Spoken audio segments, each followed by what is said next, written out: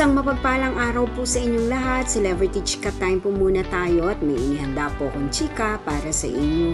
Tara po't magchika na po tayo. May Mendoza, nag-ala service crew sa kanyang bagong bukas na McDonald's branch.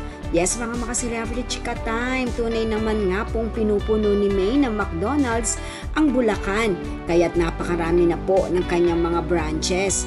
At yan, ang ichichika ko po sa inyo mga Celebrity Chika Time. Bago po tayo dumakariyan, ay nais ko po munang batiin mga timbahay, team abroad at mga singers natin dyan. Shout out po sa inyong lahat at happy blessed Sunday po. Kahapon nga po, October 28, ang grand opening ng bagong McDonald's branch ni Maine sa Sample, San Jose del Monte, Bulacan. Ito po ay panibagong branch na naman po ni Mengay na alam naman po natin na katulong po niya rito ang kanyang buong pamilya. And of course, present din po at suportado ng Mendoza family ang mga McDonald's branch po na ito ni Mengay. At ang nakatutuwa nga pong ugali ni Maine sa tuwing magbubukas ng panibagong branch ng McDonald's ay isa po siya sa tumutulong sa sobrang dami na rin po siguro ng kanilang mga customer. Yes po, nag-ala service crew ng McDonald's si Mengay. Nakapwesto po siya sa drive-thru ng mga take-out ng mga McDonald's foods.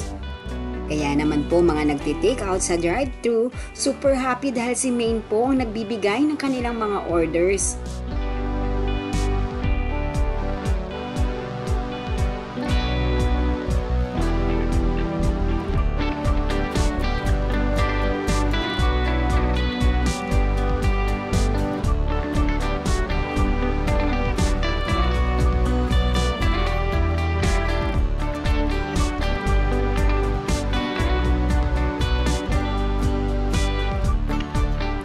O di po ba, napakasipag po ni Maine and of course marami po siyang napasayang mga customer.